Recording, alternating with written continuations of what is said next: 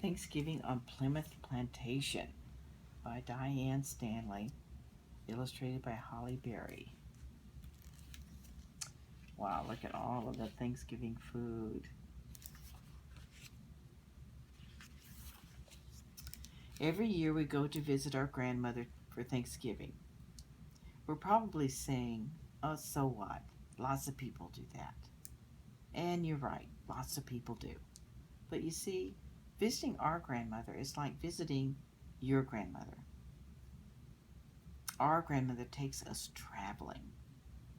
And we don't mean to the Grand Canyon or the Empire State Building. She takes us traveling through time, out west on the Oregon Trail, or up to Boston for a tea party. I'll bet your grandmother doesn't do that. She says, hi, Grandma. Welcome, welcome. And she says, hi, Moose. Must be Grandma's dog. Mom and Dad decided to drive out into the country to get some apple cider at Whipple's Orchard. They asked if we wanted to come along. We said we'd rather stay home with Grandma. Then, as soon as they pulled out of the driveway, we begged Grandma to take us somewhere. My turn, my turn. I want to visit her. Why, Liz, what a great choice. That's, remember? She was your grandpa's great, well, forget exactly how many greats it was, aunt. She was one of the pilgrims who came over on the Mayflower. Remember? What a weird name.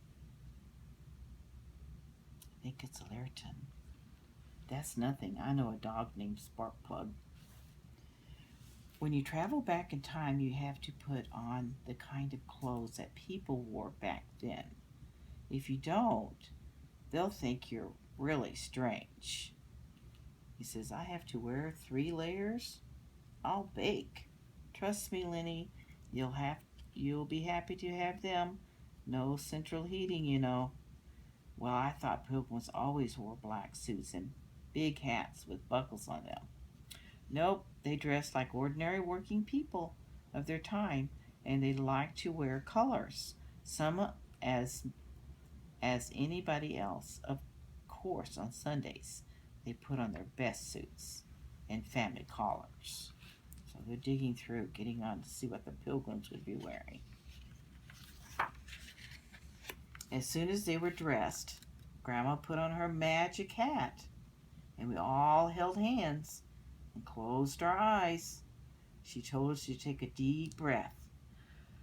Then, all of a sudden, everything felt different. There was a cool breeze, and the air smelled woodsy. Plymouth Plantation, here we come, where we get to meet our forefathers and foremothers and 4 dogs. So we're in Massachusetts, right? Northern Virginia, actually. Virginia, you're kidding. No, dear. See the big area from modern North Carolina all the way up to Maine? Well, back in 1621, the English called all of it Virginia. But the northern part of Virginia, they called New England. So all the way up, she's pointing to on the map. The first people we met were 2 boys. They ran into the woods laughing like they had just played a big joke on somebody. And were they ever surprised to see us? After all, the nearest English settlement was at Jamestown, Virginia, hundreds of miles to the south. Grandma made up a story about how we had sailed up from Jamestown and our ship had sprung a leak. She can stay here in Plymouth for a while. Of course, Governor Bradford will welcome you. We could use your help with the harvest. Found those boys. Look, see what's up in the trees? The squirrels. Why do they call themselves pilgrims anyway? They don't, Lenny. They call themselves planters because they came here to build or plant new colony. Many years later, people started calling them pilgrims since they traveled all this way because of their religion. That's what the word pilgrim means. Wow.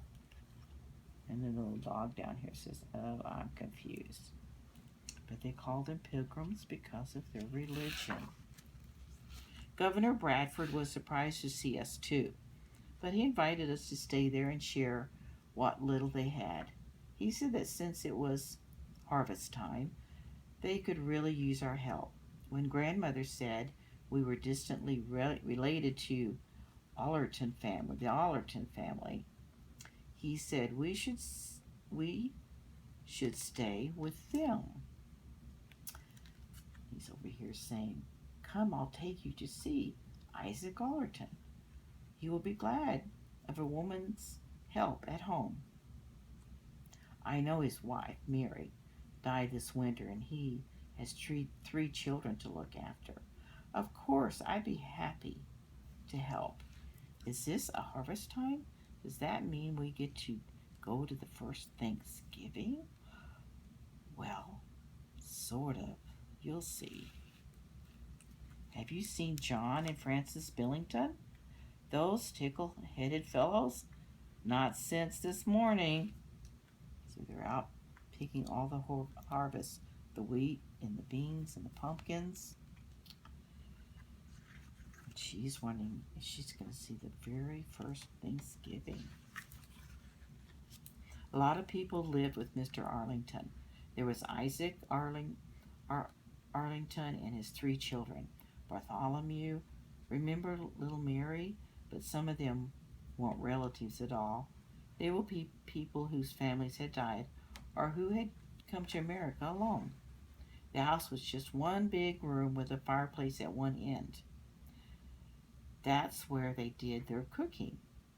It was dark inside because the windows were small, and they didn't even have glass in them. Just paper soaked in linseed oil. Linseed oil. The floor was made of packed brown dirt. There weren't enough chairs for everybody, so we sat down on whatever was handy. Over here. Yikes, it's cold in here. Ouch, something just bit me. You gotta be kidding. Sorry, dear. Could be fleas. Could be lice. Gosh, Bartholomew, why did you come here anyway? Talking here. So we could practice our religion freely. Wow. She said, "Why did you come here anyway?" And he said, "So we could practice our religion freely." Back in England, it was against the law to have our own separate church. You know, they could put us in jail for that. So we escaped to Holland. But it was too hard to make a living there. Wow, we're starting over again, and it's a lot of work, but we will own land and build a good life here. See, there's their house, and that's where they cook. All one big room. That's where they cook over the fire. Most of us sleep on mattresses on the floor. How long have you been here? Oh, about a year. We left England in July, expecting to arrive by summer's end. We wanted to get our houses built before winter set in, but our other ship in Speedwell kept leaking, and we had to turn back twice for repairs. We finally sold the Speedwell. Some of her passengers crowded onto the Mayflower with us. The rest will come later. When we finally left, it was September. We were beset by terrible storms and didn't arrive until November. By then, it was bitterly cold. We didn't even start building our own houses until late December. Not a very fun Christmas, huh? Members of their church didn't celebrate Christmas, dear. In fact, they worked on Christmas Day. Nobody had pajamas. They just wore their long sleeve shirts and curled up under big rugs. We got up early the next morning, and everybody had a job to do. We went down to the spring to fetch water. Others brought in wood for the fire, or fed the chickens, or milked the goat, or picked solid herbs, that's vegetables, from the garden. Grandma helped make breakfast. But don't imagine pancakes and bacon. It was mostly leftovers, which they called relics. Goose broth, or goat's milk cheese, or porridge made from Indian corn. What time does school start? We don't have school, but we hope to bring a schoolmaster over from England soon. For now, Papa is teaching us to read whenever he has the time. Even Mary is learning, aren't you, Mary? She says yes. We have to learn how to read so we can study the Bible. It's a pity we have no beer for you. We ran nearly out years ago, but you need not fear the water. It's very wholesome here. So they drink water, and they called it beer then. It's not like the beer of today. It's because the water was so bad, they had to come up with something, a mixture from their wheat, and they made a liquid out of their wheat so they could drink it and it wouldn't hurt their stomachs. So the pilgrim kids drank beer for breakfast, but then he had to explain. It's not like our beer today. They made the liquid out of the wheat and drank that because the water was bad. Look, the two dogs are talking down here. Hi there. Did you come over on the Mayflower too? Yep. I was seasick the whole time. Back in England, their water was very polluted and wasn't safe to drink. Beer was actually healthier. So the water was unsafe to drink. It seemed like everything we did had to do with food. As soon as breakfast was over, the women got busy cooking the main meal of the day, which was served at noon. The rest of us went out to collect food. In the fields, we gathered corn, then brought it back to the house, where we hung it up until it was needed to grind into cornmeal. Wow, that's a lot of salt. Why are you doing that? Salt dries out the fish and preserves it, so it will last through the winter. This is weird looking corn. It's all different colors. It's Indian corn, child. It grows much better here than our England grains, and it will feed us through the winter. We picked barley and, of course, lots of pumpkins. That's a hard word for me, and I don't know what that is. Can you guess what those were? No, I can't. Other people went out hunting or fishing on gathering clams and mussels and eels. Popcorns. See what that is. And then it says, can you guess what those were? And it says those are pumpkins. We all know the word pumpkin, don't we? And look, there's their houses. See all their houses in a row? All their fields down in the river.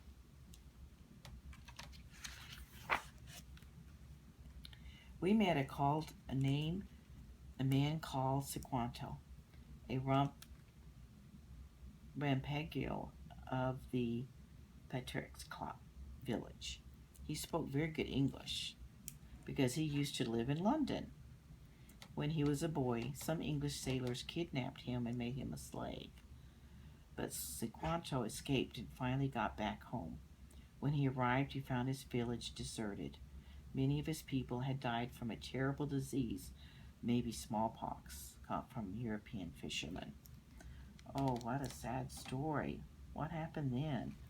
I lived in another village for a time, but since the English came, I have lived near them.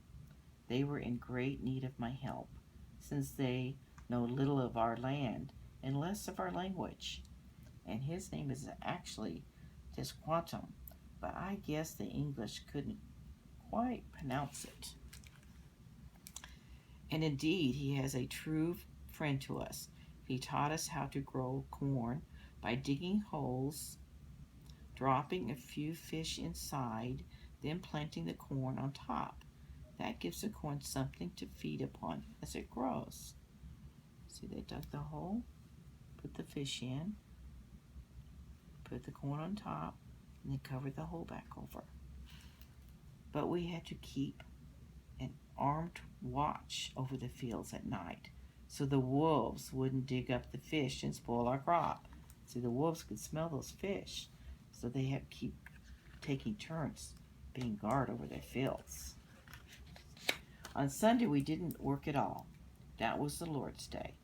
As soon as we heard the drum beating and we knew it was time for church, we met at the house of Captain Miles Standish, the military leader of the colony. Then we lined up by threes and marched to church.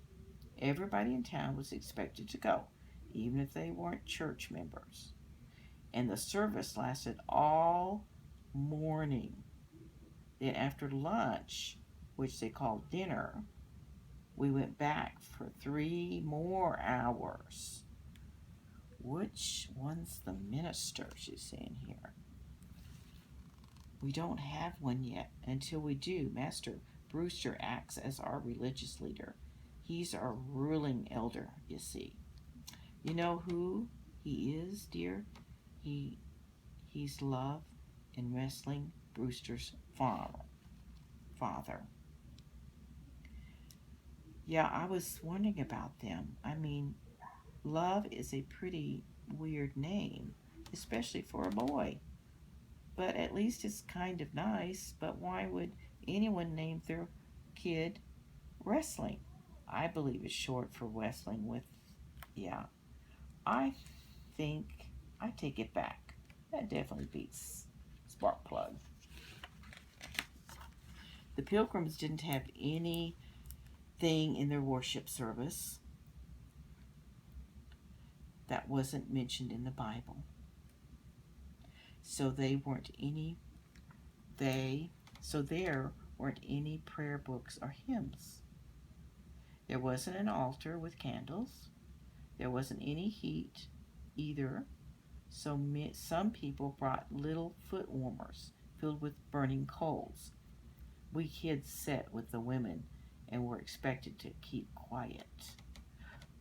The only thing we got to open our mouths was to sing psalms and say, Amen.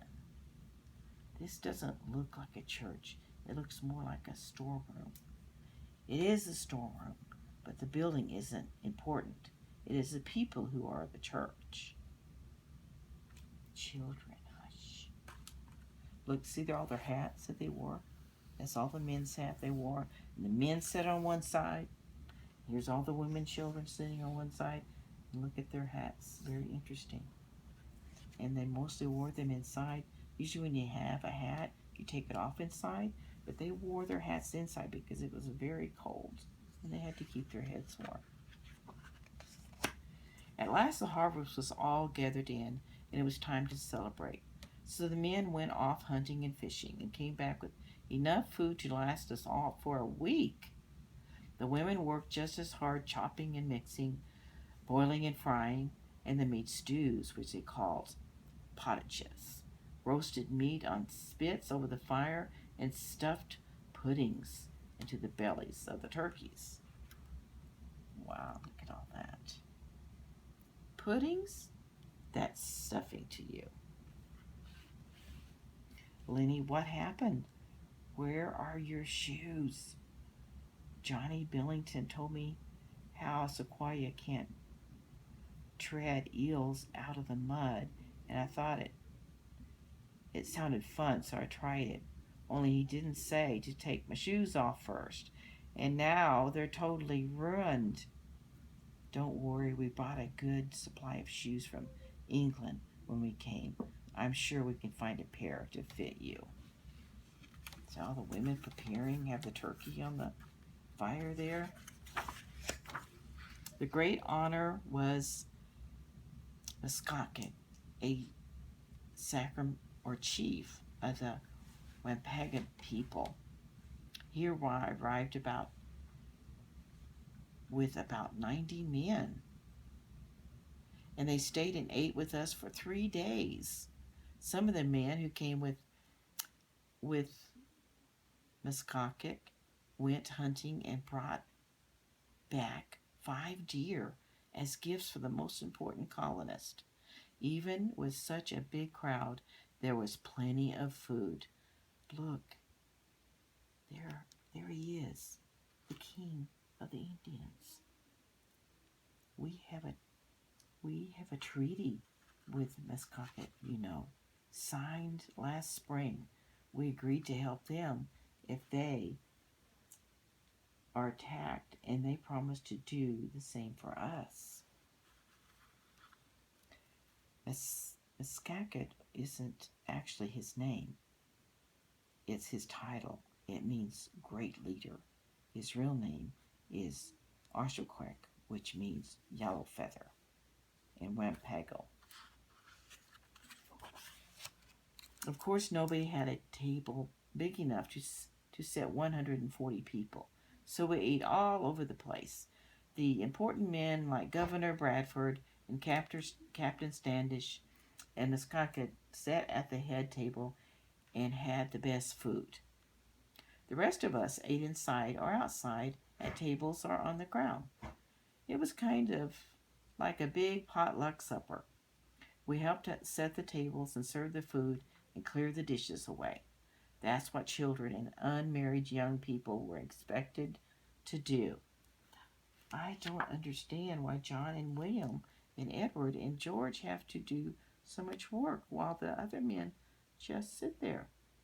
Why? Because they're like servants, Liz. I'm hungry. Do we get to eat? We get what's left on the table. I'm glad what falls under the table. See, I hear the little dog down here saying, I'm glad what falls under the table. See all the men and the leaders sitting around the table. All the others are waiting for them to get done. Nobody ate food with forks in those days. They used knives to slice off bits of meat, and they had spoons. But mostly they just ate with their hands. It's a good thing they had those huge napkins. The plates were called trenchers, and most of them were made of wood. What's the matter? Don't you like the stew, Eel? I think I'd rather have turkey. Just think, here we are at the first Thanksgiving. That isn't a Thanksgiving, Liz. It's a harvest festival, like the ones we had back in England. A day of Thanksgiving is a religious holiday when we spend the day in church. But Bartholomew is right. The people of Plymouth won't have a true day of Thanksgiving until July 1623, when a good rain arrives and ends a long drought that had treated their crops. So their grandma's telling them when the first Thanksgiving was in 1623. After dinner, we played games and stool ball and pitched the bar. We had races and wrestling matches. When Lenny and I do that at home, Mom gets mad. But I'll let you thought the Pilgrims never had fun. While we were busy playing games, the men exercised their arms. That doesn't mean they did push-ups. It means they shot at targets with their muskets. See, they're over here shooting. And look, this looks like they're doing the tightrope here, pulling the rope. Finally, Masascot and his men thanked us for a nice party and went home to their village. We took down the tables and washed the tablecloths, and everybody got back to life as usual. They had been through a hard first year and had another hard winter ahead. Down here. Look, a ship. It could be a French pirates. We'd better go tell Captain Standish. Not to worry, it's the Fortune, bringing more colonists to Plymouth. Wow, and the houses are so crowded already. Maybe it's time for us to go. There's a grandma and the brother and sister down here. We needed to say goodbye to our friends, especially remember Aunt Bartholomew. But we had to go home and help Grandma cook Thanksgiving dinner. So you see, our ship could be repaired by now. We had best be going before the winter storms in, said Sin. I wish you safe passage. We'll miss you. We'll miss you too. It's down here. Bye. So Grandma put on her magic hat, and faster than you could say Happy Thanksgiving, we were back in Grandma's house. A few minutes after that, Mom and Dad came home with a bag of apples and 2 gallons of cider. You should have come with us. It was great and a real New England experience. That's okay, Dad. We had our own. My favorite my grandma, turkey with pudding in the belly. Pass the salted herbs, please. If you two clean your trenches, there's pumpkin pie for dessert. What on earth are you talking about? Winnie, where did you get those shoes? See, Mom and Dad's wondering. So they're calling the things that they called when they went to see the pilgrims. Very interesting. I hope you enjoyed the book.